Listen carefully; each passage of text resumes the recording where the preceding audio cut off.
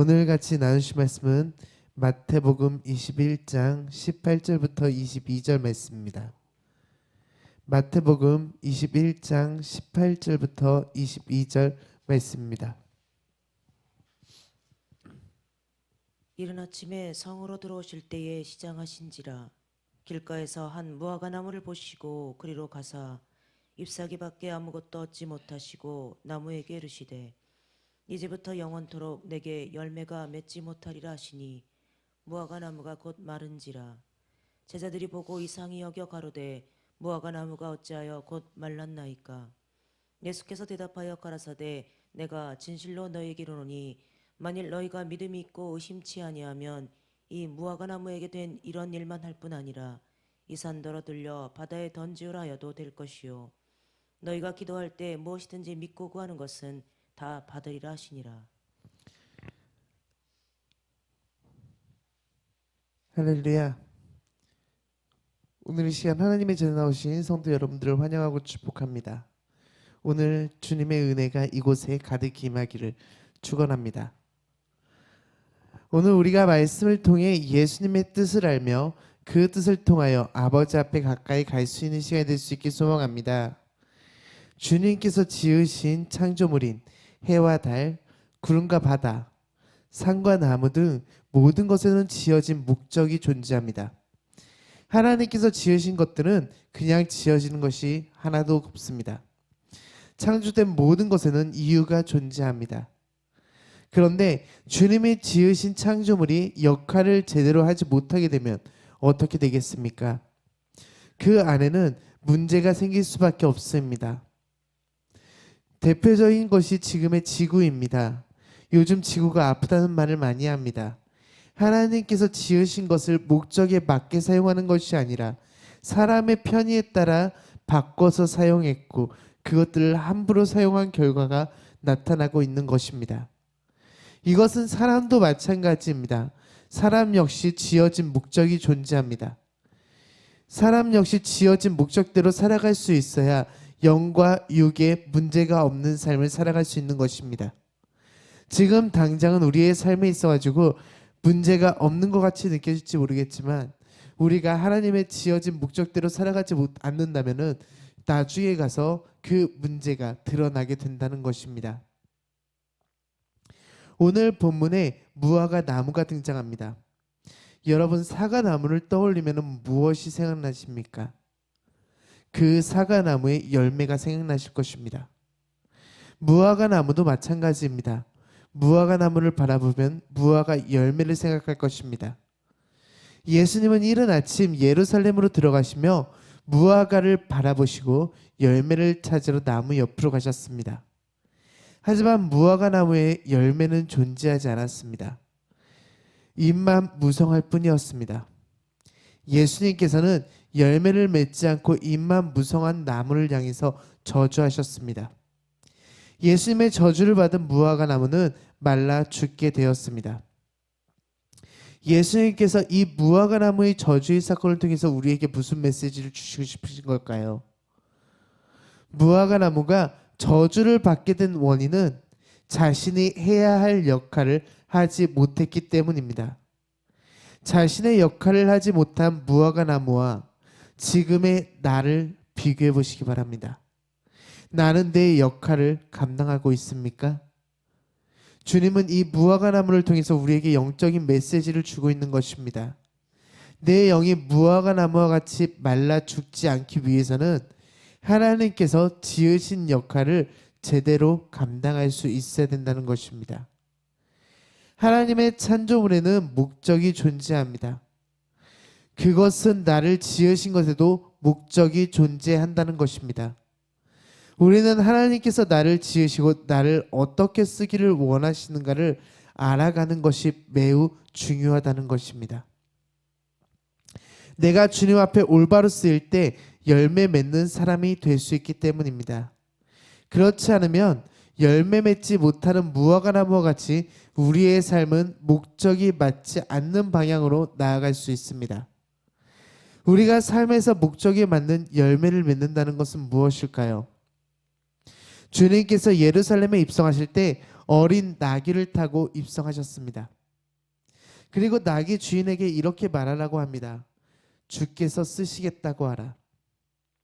이 나귀는 주님께서 쓰시고자 하는 그 자리에 있었고 주님께서 쓰시고자 할 때에 부르심을 듣고 주님 앞으로 나왔습니다. 그리고 예루살렘으로 예수님을 태우고 입성하였습니다. 우리도 이 원리를 따라갈 수 있어야 됩니다. 나는 주님께서 쓰시고자 할 때에 주님께서 필요한 자리에 있는 사람이 되어야 됩니다. 또 주님께서 부르실 때에 그 음성을 들을 수 있는 사람이 되어야 됩니다. 마지막으로 주님의 음성을 들었고 주님 앞에 섰을 때 그 명령을 따라서 행동할 수 있는 사람이 되어야 됩니다. 주님께서 쓰시고자 말씀하셨을 때 그 필요한 것을 알지 못하고 쓰임을 받을 수 없다면 결국에 나는 삶에서 아무런 열매를 맺을 수 없는 사람이 된다는 것입니다. 본문에 나오는 무화과 나무는 열매를 맺지 않고 입만 무성하여서 주님의 기대에 어긋나고 말았습니다. 우리 역시 마찬가지입니다. 열매는 맺지 않고 겉으로 보기에 화려한 삶만을 살아간다면 그것은 죽은 믿음의 소유자라는 것입니다. 겉으로 아무리 화려하고 겉으로 아무리 좋아 보여도 내 안에 하나님께서 원하시는 믿음의 열매가 없고 하나님께서 원하시는 열매를 나타내고 살아가는 것이 아니면은 우리는 죽은 믿음으로써 하나님께서 원하지 않는 길을 걸어가는 백성입니다. 이 땅에 많은 성도들이 입만 무성하고 열매 맺지 못하는 삶을 살아갑니다. 요한복음 15장 8절 말씀 같이 보시겠습니다. 요한복음 15장 8절 말씀입니다. 너희가 과실을 많이 맺으면 내 아버지께서 영광을 받으실 것이요 너희가 내 제자가 되리라. 주님께서는 우리에게 이렇게 말씀하십니다. 너희가 과실을 많이 맺을 때 하나님께서 나를 통해서 영광을 받으실 것이고 그것이 예수님의 제자의 삶이라고 알려주고 있습니다. 이어서 말씀하시는 것이 나오는데 주의 사랑 안에 거하고 그의 계명을 지키는 자라야 내 사랑 안에 거하리라 라는 말씀입니다. 내가 하나님의 사랑 안에 거한다는 것은 하나님의 사랑을 받을 만한 자격이 있어야 된다는 것입니다. 그리고 그 자격은 하나님의 말씀을 지키는 것으로 시작됩니다. 성경에서 주님을 농부로 많이 비유합니다. 주님은 우리의 좋은 농부가 되셔서 내 마음밭에 거름을 뿌려주시고 사단이라는 병충해로부터 우리를 막아주십니다. 이것은 우리가 삶에서 열매 맺을 만한 충분한 환경을 주님께서는 만들어주고 계신다는 것입니다. 하지만 우리는 세상적인 환경과 처지만을 생각하고 불만과 불평 속에서 살아갈 때가 많이 존재합니다. 내가 정말 생각해야 될 것은 세상적인 환경이 아니라 내 주변의 처지가 아니라 하나님께서 만들어주신 영적인 환경과 영적인 나의 처지입니다. 이 영적인 환경을 위해서 일하시는 주님의 모습을 생각하십시오. 그리고 내게 생기는 그 모든 일들이 과연 나에게 영적으로 어떠한 유익을 주는가? 나는 이것을 통해서 어떠한 영적인 열매를 맺을 수 있는가에 대해서 생각해 볼 수 있어야 된다는 것입니다. 그것을 생각해 보면 우리가 해야 될 일은 주님 앞에 기쁨과 감사밖에 남지 않는다는 것입니다. 주님께서 우리의 삶을 영적으로서 살아갈 수 있는 모든 환경을 열어주십니다. 이 영이 죽지 않고 살아가게 하기 위해서 때로는 고난이라는 도구를 이용해서 우리에게 새로운 삶의 비전을 제시하기도 하십니다. 근데 우리는 단지 고난이라는 이유로 그것을 거부합니다. 육체적으로는 힘들지 모르겠지만 그것이 우리의 삶의 영에 있어서는 유익이라는 사실을 우리는 기억해야 됩니다. 이 성경에서 열매에 대해서 우리에게 알려주시는데 이 말씀이 갈라디아서 5장 22절에서 23절 말씀에 나옵니다. 갈라디아서 5장 22절부터 23절 말씀을 같이 보시겠습니다. 오직 성령의 열매는 사랑과 희락과 화평과 오래 참음과 자비와 양성과 충성과 온유와 절제니 이 같은 것을 금지할 법이 없느니라. 할렐루야. 이것이 생활 속에서 우리가 맺어야 될 열매입니다. 여러분들은 이 열매 중에 어떠한 열매를 가지고 살아가고 있습니까? 그리고 그 열매를 어떻게 사용하고 있습니까? 성령님께서 주신 열매를 통해 하나님의 영광을 드러내는 것이 내게 주어진 역할입니다.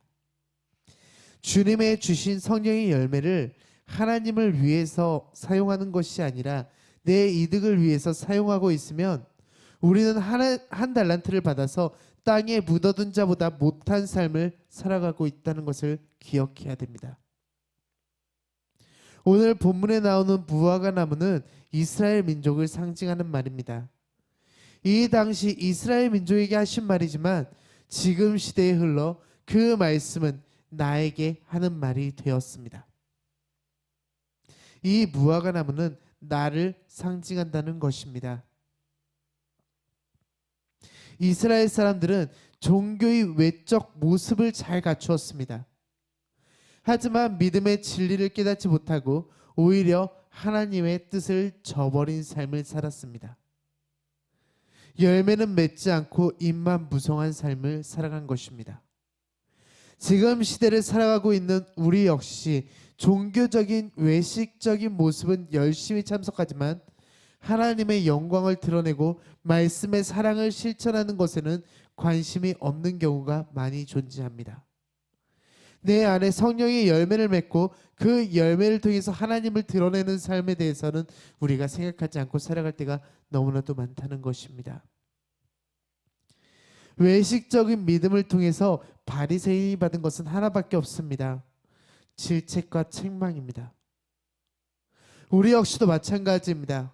우리가 이러한 외식적인 보이기 위한 신앙생활을 한다면 우리가 받을 것은 한 개밖에 없습니다. 주님의 질책과 책망입니다. 주님께서 원하시는 목적을 온전히 따르지 못한다면 주님은 우리를 향한 촛대를 옮기실 수밖에 없습니다. 요한계시록 2장 5절 말씀 같이 보시겠습니다. 요한계시록 2장 5절 말씀입니다. 그러므로 어디서 떨어진 것을 생각하고 회개하여 처음 행위를 가지라. 만일 그리하지 아니하고 회개치 아니하면 내가 내게 임하여 내 촛대를 그 자리에서 옮기리라. 내가 할 일은 처음 사랑을 회복하는 것이다 라고 말씀하십니다. 하나님을 향한 사랑을 회복하고 하나님께 온전히 영광 올려드리는 삶을 살아야 됩니다. 내 믿음은 변하는 믿음이 아니라 처음 믿은 그대로 주님을 믿고 의지하는 어떠한 상황 속에서도 변하지 않는 믿음이 되어야 됩니다. 그래야 내 삶 속에서 계속해서 열매를 맺을 수 있고 그 열매를 통해 하나님께서 일하실 수 있기 때문입니다. 그렇지 않고 입만 무성한 삶을 살아가게 되면 주님께서 내게 주실 모든 것들을 옮겨서 다른 곳에서 일할 수밖에 없습니다. 주님께서 이 땅에 큰 틀을 계획해 놓으셨는데 그 틀을 이룰 자가 필요하기 때문입니다.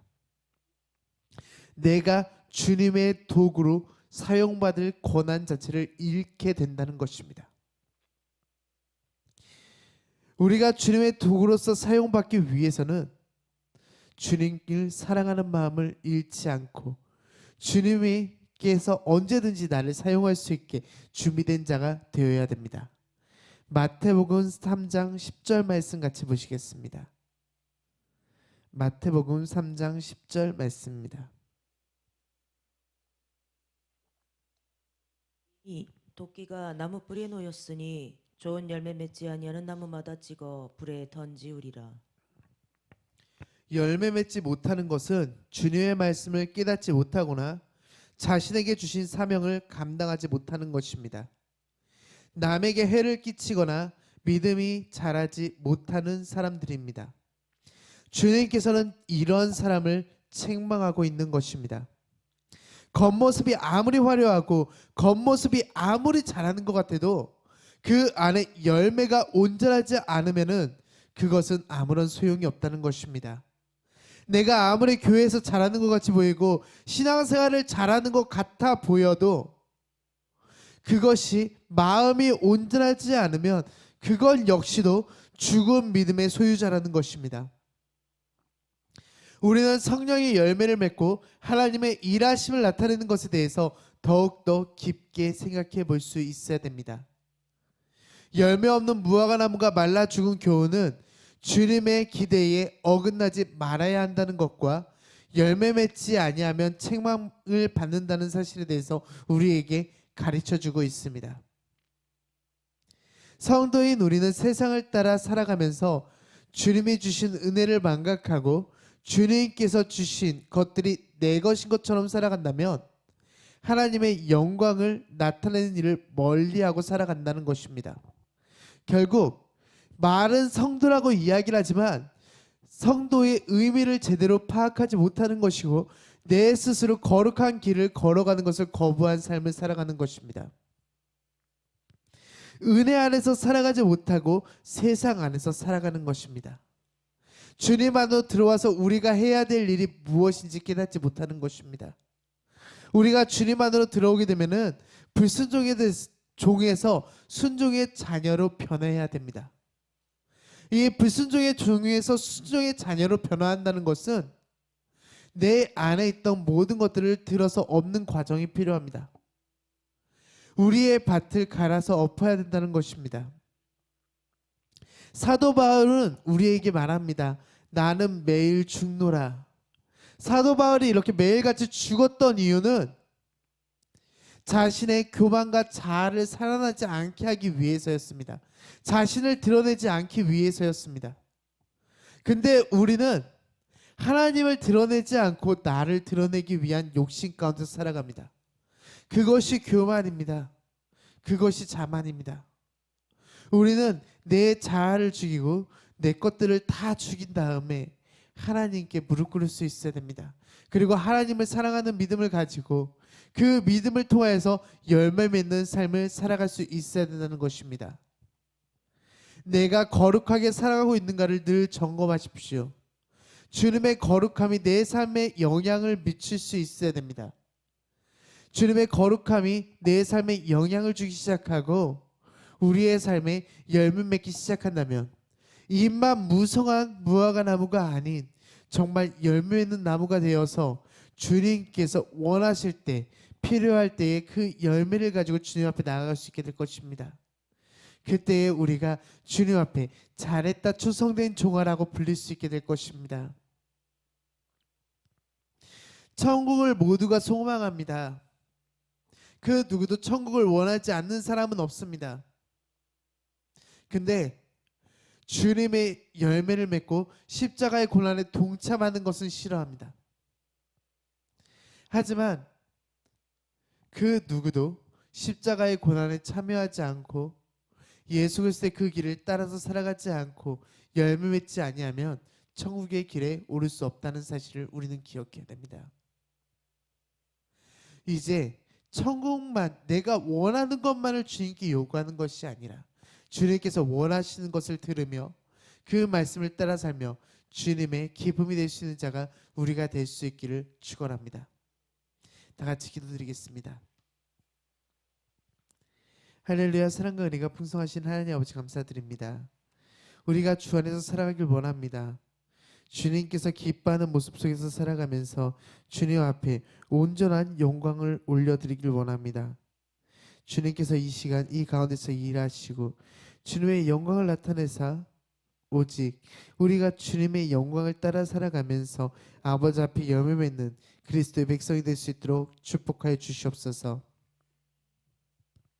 나는 죽고 주 예수 그리스도서 사시는 삶이 되게 하여 주시고 우리가 자아와 교만 속에서 살아가는 것이 아니라 내 자만과 교만을 버리고 주님 앞에 온전히 서서 아버지의 기쁨이 되는 자가 될 수 있도록 축복하여 주시옵소서. 모든 걸 주님께 맡기오며 거룩하신 주 예수 이름으로 기도했습니다. 아멘.